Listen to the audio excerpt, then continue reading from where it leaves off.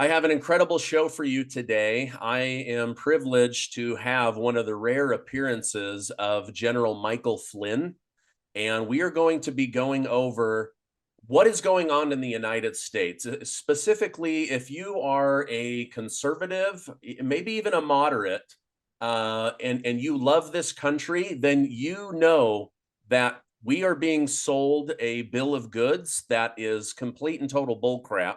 And so, General Michael Flynn, thank you so much for coming on the show today. Appreciate it, Stephen, and thanks to you for all that you do and your voice out there and helping your audience and this country understand just how difficult it is that we are, this sort of historic period of time that we're experiencing, and we really have to get more people to understand just how much sacrifice is ahead. Yeah. So you served under President Trump until your name and career got dragged through the mud in the now exposed Russiagate hoax. Have you come to any conclusions on why your name specifically was targeted so heavily by former President Barack Obama and those that wish to destroy you and your career? Oh, yeah. I mean, this goes back to when I served in not only in the at the DNI, the Director of National Intelligence level, where I was one of the assistant directors of national intelligence, appointed by Obama, by the way, and confirmed by the full Senate, as well as my time as the director of the Defense Intelligence Agency, where I spent 2 years, another appointment by Barack Obama, and another full Senate confirmation. During those days, I was questioning, because that's my nature. I mean, that's, you don't get to the level that I rose to in the military for sure, nor in the heights of politics in this country as a national security advisor, without having an understanding and without being able to do your job effectively, right? You don't just get fairy dust sprinkled on you and poof, you're this. You're a general or you're a national security advisor. You got to earn your spurs, so to speak. So I was asking a lot of questions, and I dug into a lot of things, and I really did understand the roles and responsibilities, the organizations and the bureaucracy of specifically of our intelligence community, but also the entire defense military industrial complex, if you will. And I was doing things while I was at the Director of National Intelligence level, where I was questioning some of the things that the CIA was involved in, because we were above them, and I was in a job that had the responsibility to do that. And then when I went into DIA, the Defense Intelligence Agency, I actually started to do an audit of not only programs but of budgets. And and our organization was let's just say about a $10 billion budget. It was a significant budget, almost somewhere between, let's just say, 17 and 22,000 people on a given day. So that's a large organization. So I started to dig into that. And then when all of a sudden now I'm running in the world of politics, and I'm not helping out Hillary Clinton, right? I'm helping out a guy named Donald Trump. And I was a registered Democrat too. Not a registered Democrat today, but at the time I was a Democrat, which politics really didn't mean all that much to me in uniform, because you serve the commander in chief, you serve the Constitution, and so I never really worried about being a Democrat or Republican. I worried about doing my job. But when I got into it with Donald Trump, and we got him elected in 2016. Then I really started to dig in after he selected me to be his national security advisor. And I was honored and privileged to hold that job. And there's been all kinds of crazy rumors, Stephen, out there on the internet about all kinds of just all the weird stuff. So let's keep all that weird stuff out, because it's exactly what it is. It's weird, and it's a complete waste of time. So while I am now in the job of going into the national security advisor position, I start to ask really detailed questions about specific programs that the United States intelligence community, diplomatic community, and Department of Defense, primarily those three, have been involved in for decades. And I was aware of the majority of them, because as the director of the Defense Intelligence Agency, you're privy to a lot of quote unquote secrets and a lot of programs. Not all, but a lot. And so I started to dig into those, and it, you know who it affects, Stephen? It doesn't just affect the left. It doesn't just affect the CIA or the Department of Defense. It affects the entire uniparty in Washington, D.C.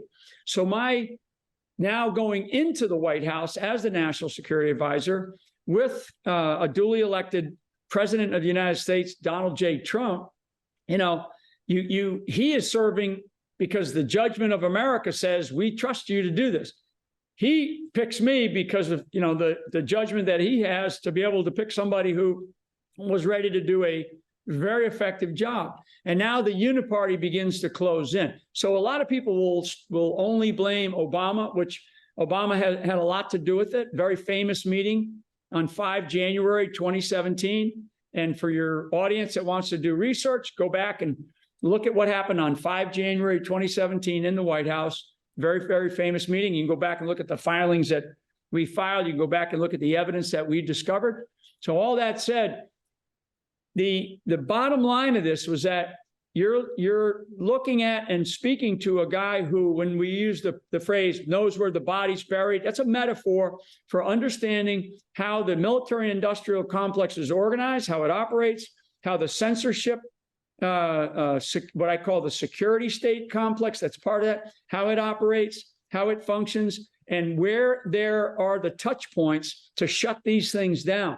I always tell people, Stephen, that had I stayed in that job, I mean, literally only another few more weeks, maybe another month, there would have been no Mueller investigation. Think about that. So no Russiagate, no ability to conduct a Russiagate had General Flynn stayed in the job as National Security Advisor. That's a big deal. That's a big deal. That's a big revelation maybe for many in your audience. I've talked about that in other places, but that's a huge thing, because as the National Security Advisor, all of the nonsense that came through the White House would have all come through me. And I would have, the discovery of the spying, because we already knew that we were going to be looking at the alleged, now known spying on the Trump campaign during 2016. I mean, they were spying, and also the lies from people like John Brennan, that the CIA, the paid-for dossier by Hillary Clinton. I mean, all of these things happened. And so now let's fast forward to today, because I know that there's some things that you want to talk about that are maybe more current. But all of these things are data points, Stephen, that we need to not discount. Russiagate occurred, or the impeachment gates, right? Those things happened, and they didn't work to the level that the left, this communist left takeover of our country, they didn't work to the level that they wanted. Okay. So when they didn't like crush my soul, right? When they weren't able to get Donald Trump to resign, because they wanted me out, and they wanted Trump to resign within 90 days. Okay. So these are things that people don't think about. There was a lot of pressure. Remember the 25th Amendment deal, and Rosenstein and McCabe, and they were all talking about this stuff in like the first 90 days of the first term that Trump was there. All these things happened. Trump was able to withstand those body blows, but not without some damage. And now that data point, those data points of Russiagate, now it's all of these 90 whatever felony counts that he's got, and these indictments, these places for 4 courts he's dealing with. This is a continuation of that. Okay. And the more that Mike Flynn can be attacked online, which I get constantly attacked online, the moveon.org, and I think this organization that Elon Musk, I think, is suing today. There's various organizations that are put together solely to go after those of us that have basically a trusted voice within the American community, right? Particularly in the conservative or the mega community. And mega and America First are not, America First is not a bumper sticker that Donald Trump came up with. That's been around a long time. Make America Great Again is the stamp that he is still trying to put on America. And if we don't get to that stage, if we don't have him for at least another term, and he's got to be thinking really clearly about not just the next 4 years, and he's got to be thinking about 12 years, and that 12 years means 4 years of him, and then whoever he chooses to be his vice president going forward, because we have got to get the reins back from this communist movement in this country that has people, yelling from the river to the sea, right now all over college campuses, all over cities. They're taking down statues again. They're kicking in doors of federal buildings. They're blocking bridges. They're blocking routes. They're beating people up. We have a case of a murder out in or certainly a manslaughter out in, I think it's California, last week. I mean, this is at the crazy level, and it's crescendoing. And I'll get off my horse here, Stephen, to get to another question, but there's a crescendo effect that is happening in this country because the people of this country, we are fed up. We are absolutely fed up, and enough is enough. And so, your question about why me, that tells you a lot about the background of why me. There are things that I know that I would have never allowed to happen had I stayed in that job, and they knew it.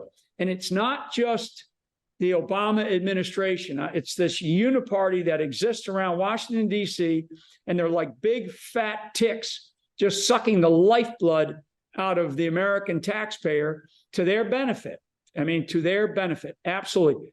Don't think that there's, I only know literally it's probably this many. I'm holding up my hand, one hand, it's probably that many that are in Congress, both the House and the Senate, never mind, the executive branch and the judiciary that are in Washington, D.C., that the American taxpayer can trust. There are entire bodies of representatives from entire states that I wouldn't trust them as far as I could throw them, and most of them you can't, because they're all they're fat from the amount of money that they stuff into their pockets. Yeah. Oh, those gold bars in your suit pockets and your closets weighing you down. Yeah, and that's just one U.S. senator, right? I mean, that's right. Yeah, I mean, and one other piece on that particular case, he was not just taking money; he was giving secrets. So he's giving secrets. Apparently, he's giving secrets to the Egyptian government. I mean, so we cannot survive as a nation if we allow this level of corruption to continue. And that's why I'm like, I'm very excited about what I see in places like Argentina, a communist country for 100 years. And Milei, he wins the presidential election the other day. This is one of these sort of, signs, right? These are one of these signs that I look for. And what's interesting about Argentina is they have paper ballots, same day voting, and they count that day. They don't do any of this machines, none of that stuff. So, I mean, it tells you if the mood of the country is where they're done with communism and they want to go to a more of a conservatism, even though, he's the liberal party head, their definition of liberal is much different than ours. He sort of aligns, he's sort of an Argentinian first type president, but that's a sign, or he is a symbol of a lot of different things that are going on in the country here and going on in the United States of America. And Argentina, in the days when it was one of the top countries in the world, which is only 100 years ago, which is not that far. I want people to understand that, 100 years ago is not that far back. And in 100 years, we've seen the rise of Stalin, Hitler, Mao Zedong, Pol Pot. I mean, those four alone murdered over 100 million of their own citizens because they transitioned from what did occur, from what type of government they did have. They transitioned to basically communist or fascism or some other dictatorship where the people of the country became slaves. And so for people in this country to think that, man, it would never happen here, or this is politics as usual. I don't like Donald Trump because of, the way he talks or his tweets, tough.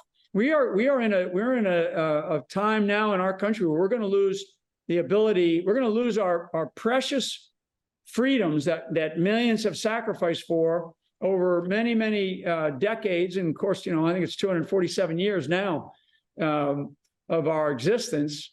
We could lose everything in a very, very short period of time. Just ask Just ask the Athenians or the Romans or the Mesopotamians, or you name the empire that no longer exists, right? The American empire exists now because we still have, at the center of who we are, we still have a very strong faith in our Judeo-Christian principles and values, period. That's what we were built upon, and people can argue with me about that, but, I love that debate.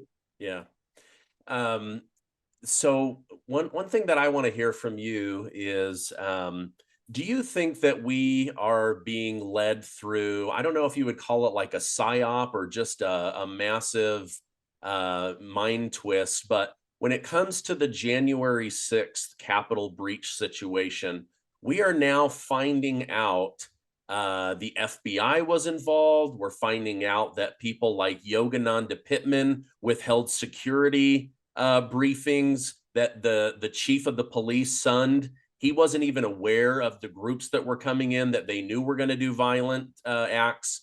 President Trump's National Guard offer is rejected. Are we being lied to? Because now there's new footage coming out that is, I'm just seeing that the January 6th committee, they used a narrative and cherry picking of testimony and video footage to tell this story through ABC News, CBS News, MSNBC.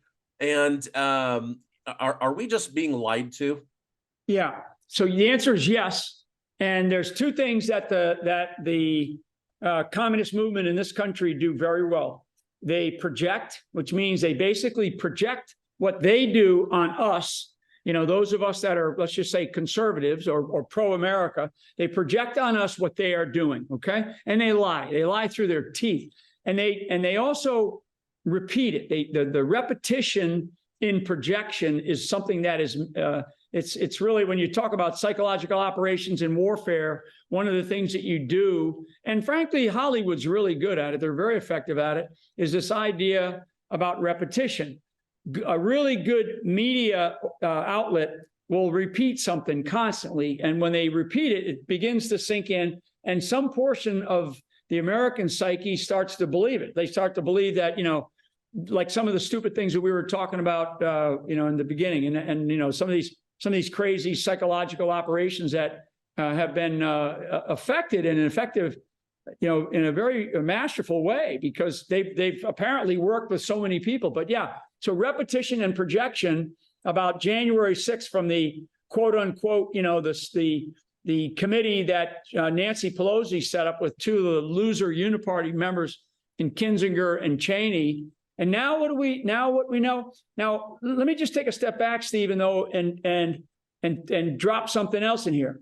Why did it take Speaker Johnson, Speaker of the House Johnson? So we wasted a year, actually probably more than that, but we wasted a year waiting to get rid of a guy by the name of Speaker McCarthy, right? Speaker of the House McCarthy. Why didn't he release it? He only released a small portion to Fox, and then Fox held on to it.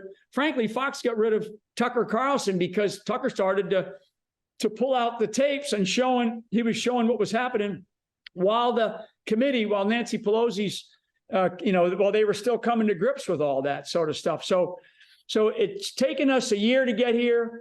Better late than never. It tells you a lot about McCarthy as Speaker of the House. So it's a good thing he's gone. Speaker Johnson, he kept his promise on this one. And so now all these tapes are out there. And what is very, very clear, if you watched Clay Higgins from Louisiana the other day, in the testimony that he had from Christopher Wray, I think it was this past Wednesday, where he basically shows these white buses in Union Station, right? These white unmarked buses in Union Station, where there was a muster of what appeared to be a bunch of what they call confidential human sources from the FBI, all dressed up in their military regalia at about 5 o'clock, 6 o'clock in the morning on January 6th. So they had to have been prepared and trained prior to the 6th. So if we knew that this was going to happen, Trump authorized the National Guard like a week prior, and then the day prior, the mayor of Bowser from Washington D.C., she turns it down. I would like to see the text messages for that decision between her her and people like Pelosi or others. There's so much that this weaponization committee needs to be looking for. But you know, at the end of the day, we're running out of time. So they're going to have to be really, really precise. Now I'm talking about the weaponization committee that's chaired by Jim Jordan. You know, Jim Jordan, I think, is fine, but Jim Jordan is another one who frankly, he needs to get off of Fox News and he needs to start getting back to work. These guys are all on vacation right now, Stephen, by the way. Okay, by the way. So whenever you show this, the whole of Congress, they're on vacation. They're back home for Thanksgiving right now. I mean, that just to me is just total bullshit. I mean, our country is on fire. We are being built back better in the image of a bunch of globalist elite communists that are running our country, because Joe Biden is definitely not in charge. The guy can't get up 3 flights. He can't get up 3 sets of stairs. He can't finish a sentence. He can't even give a toast. You know, I mean, it's amazing that we are looking at something that just seems so surreal. But this is why I keep going back to this word uniparty, right? There is a uniparty in Washington, D.C., and we have this thing called the Weaponization Subcommittee that's part of the House Judiciary Committee.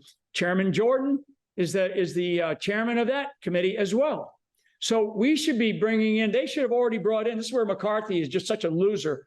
We should have been bringing in a year ago, everybody. I mean, they should have been bringing in Obama, Hillary, Brennan, Clapper, Comey, McCabe, all of them, Susan Rice. Bring every single one, put them under subpoena, and just the first month that Nancy Pelosi was Speaker of the House at the beginning in 2021, she had 500 subpoenas out. Okay, I'm not sure we've had any subpoenas out, you know, other than just recently. They had over 500. I was one of those subpoenas to go in front of the January 6th, this subcommittee, right? And now we know with all of the tapes, with everything that we're seeing, that it was a repetitive, a projected lie against the American people to tell a narrative so they could go after Donald Trump, okay? So they could go after President Donald J. Trump. I mean, this is unprecedented in the United States of America's history. This has never happened. So anybody that says anything, any American that says anything like, well, this or that, this has never happened in our country. Our country has never been here before. Yes, we have been through a Revolutionary War. Yes, we have been through a Civil War. Yes, we have been through world wars with, in Europe in the Atlantic and in Europe and then in the Pacific and in Japan and China. We've been through world wars. We've been through the Vietnam War. We've been through these brush fire wars. We've been through these wars against terror in Afghanistan and Iraq. But you know what? We've never been here before. We have never, ever been in the place we've been in ever before, because we have in Washington, D.C., holding the levers of power, meaning the Department of Justice, Department of Defense, and people don't know, a lot of people don't know, the FBI works for the Department of Justice. So the boss of Garland, the boss of Wray is Garland, and the boss of both of them is Biden, right? So we've never been in this place before, Stephen. And I want people to understand that in order for us to rise out of this, it doesn't take a lot. It really doesn't take a lot. And let me just give you one example, okay? I watched this latest round of elections, okay, Stephen, this past week. And one of the states that I paid very close attention to was Kentucky, because I'm thinking, geez, the guy in Kentucky would be great if we had a Republican win the state of Kentucky for the governorship. Well, the guy didn't win, but a couple of days prior, he was up by like 17, 18 points in some very legitimate local polls. So you're thinking, okay, this guy's going to win. This guy's going to win. And now the Republican Party, run by Ronna McDaniel right now, she should be booted out, not just resign. She'll tell you, well, we weren't effective on the abortion issue. They're going to try to pin it on one issue. Now, I do know that a lot of people vote on single issue, things like that, particularly abortion. But that's not the problem. So you had 2 cities in Kentucky, Lexington and Louisville. And the voter turnout by the Democrat Party, in Lexington and Louisville was 70% turnout. The Democrats was somewhere between, or the Republicans were somewhere between 35 and 38% for each city. So those are the two major cities. If you win those cities, you're going to win the governorship. And that's what happened.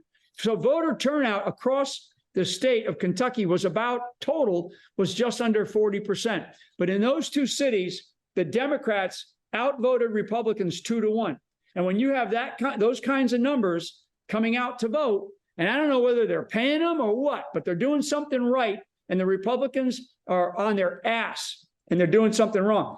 That, to me, is an indicator of why we need to have new leadership in the Republican Party. And I'm not just talking about at the RNC level, but in a lot of these states, all of these states that had losing efforts, the GOP chairs in those states ought to be booted out as well, because we need winners right now. We need winners. We need people who are going to fight to win the battles that we are going to have this coming year when it comes to the political races. And everybody knows it's a blood sport. They call it a blood sport for a reason. It is an ugly thing. Sadly, we have gotten to this point in our country. But if people that can vote decide and say something like, well, I'm going to wait till the general election, Stephen. I don't vote in primaries. You know what then? What you're going to end up in the general election is one of these bums that continue to get voted into office because they can, and they've been there for 20, 30, 40, in the case of Biden, 50 years. Okay? If we continue down this path, Stephen, then we have nobody else to blame but ourselves for our complacency and our laziness and our lack of interest, and we just can't have that. I know that there's too many people that have sacrificed their lives for us to be able to have this conversation, for us to be able to vote. And I know that there's a lot of moms out there. There's a lot of women out there fighting right now. Moms for America, I'm a big fan of. There's a couple of other organizations. There's the Audit the Vote, depending on the state, Audit the Vote PA or Audit the Vote New York. There's these different organizations, the precinctstrategy.com, Precinct Strategy, that Steve Stern is a big proponent of. And, and we have other efforts that I'm directly involved in. I'm actually directly involved in those that I just mentioned, as well as many others, because we have to get people, champions, I call them, Stephen. We have to have champions in this country stand up and basically stand against the utter nonsense, the sheer nonsense that we are being bombarded by from the media or from the trolls that exist in social media that are trying to attack those of us that are standing up for America first principles and values. I mean, this is it. This is it. The fact of life, and I'll shut up after this, and if you have any other questions, I'll answer any more questions maybe. But the fact of life of any nation state in the history of the world, and anybody can challenge me on this, is that nation states rise and fall. Empires rise and they fall, right? So one of the oldest that we know of is called the Byzantine Empire. And then I mentioned a couple in another one of my diatribes here earlier in the show.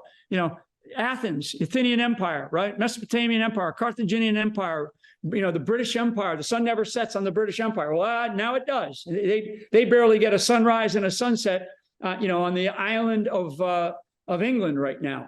I mean, so the Roman Empire, right? The Ottoman Empire, just so happens, it's funny. I'll just take 30 seconds on the Ottoman Empire. The Ottoman Empire is the longest surviving empire in the history of the world. Ottomans, right? This was run by Islam and the Muslims, right? Ottoman Empire. They go look it up. They were the longest surviving empire in the history of the world. The only three things that you could be: you could either convert to their religion, you were turned into a slave, or you were killed. Those are the three choices that you had, right? So now look at what's happening right here on the streets of America, right? And I'm not anti-Muslim. I am anti-radical Islamist, believe me.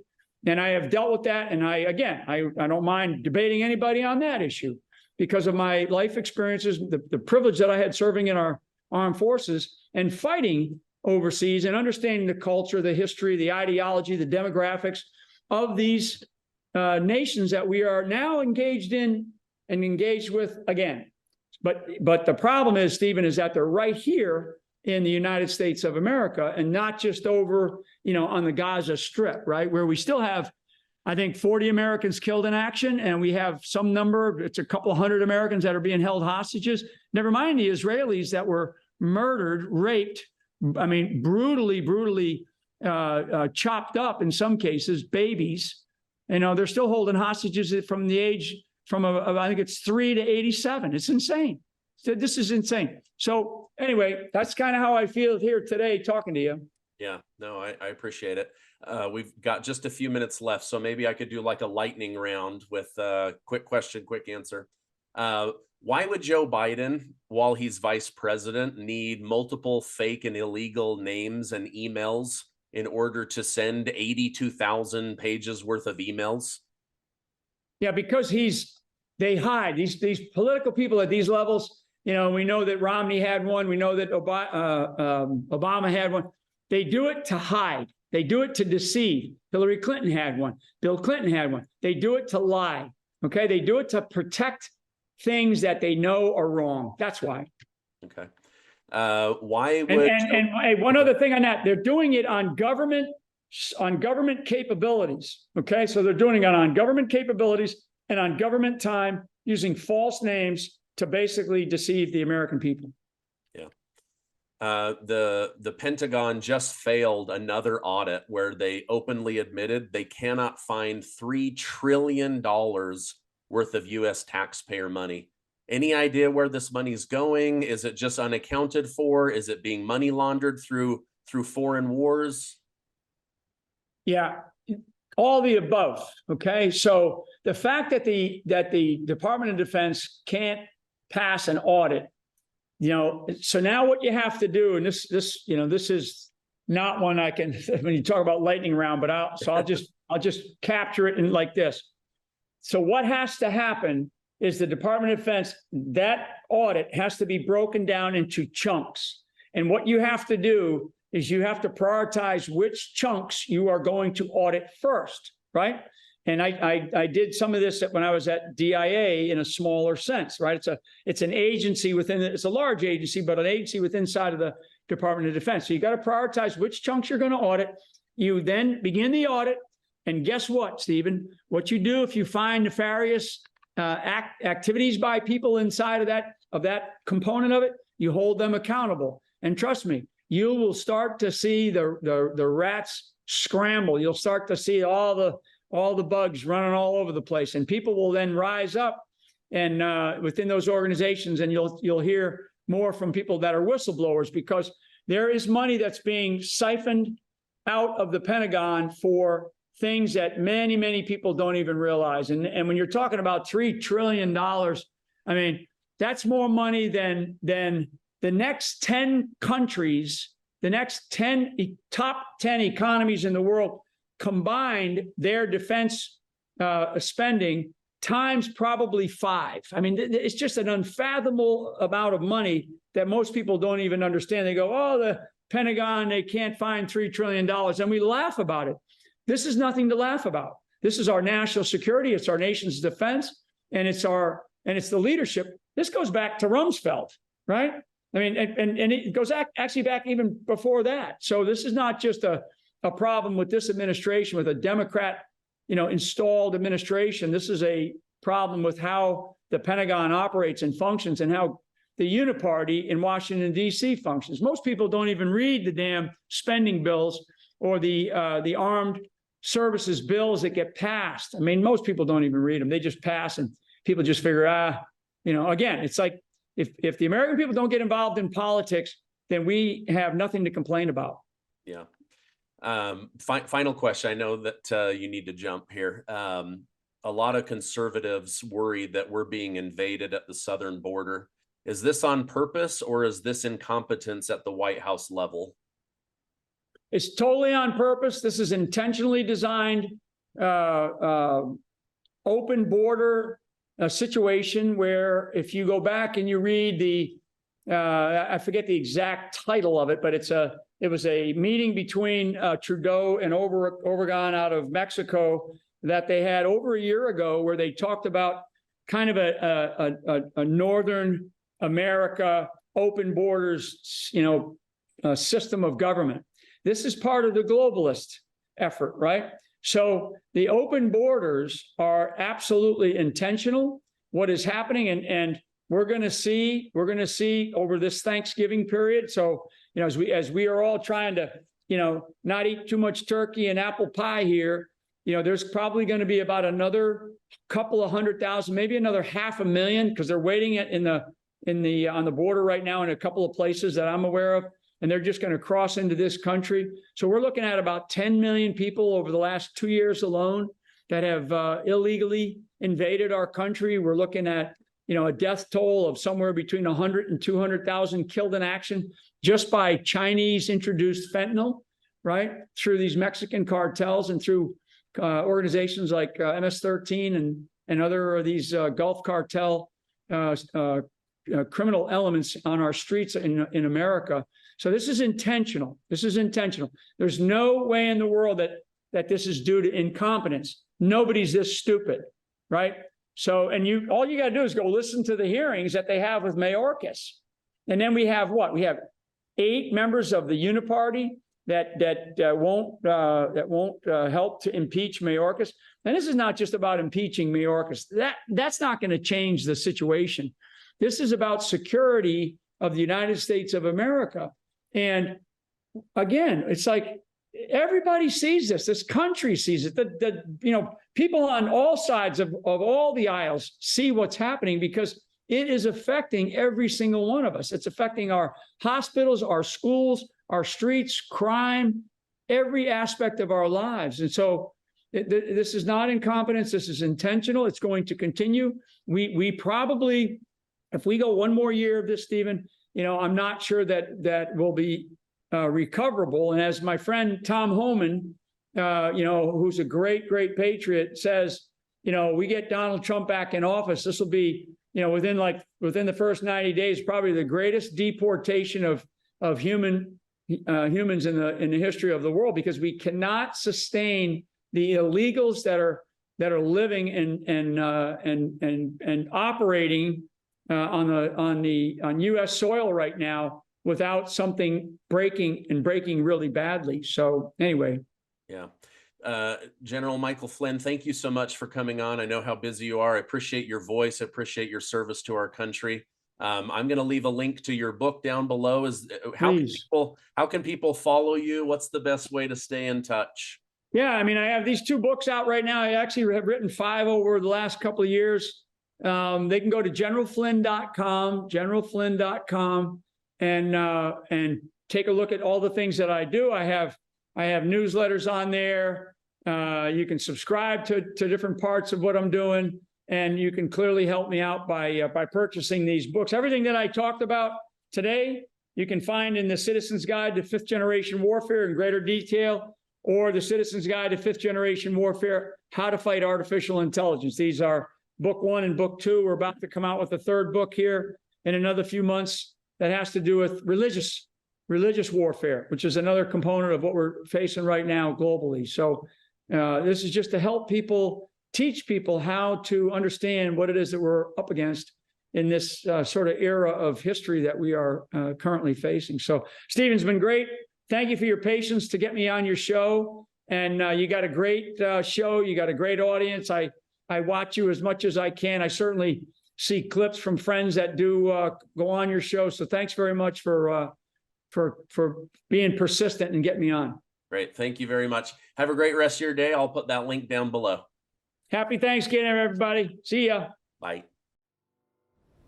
My name is General Mike Flynn, and I want everyone to know that I stand fully behind Beverly Hills Precious Metals and its owner, Andrew Sorcini. We are facing one of the greatest periods of financial uncertainty in both American and world history, and so now is the time to organize your finances. With the advent of the BRICS pay system, we need to now seriously consider how we can take better care of ourselves and our families and start some serious decision making when it comes to our wealth. You can also ask about their newest 2-ounce coin of yours truly. It's an absolutely great gift, and I am deeply honored to be part of history, as well as helping people protect their finances, their wealth, and their investments. So visit gold.generalflynn.com. Tell them the General sent you. Thank you so very much. God bless you, and God bless America.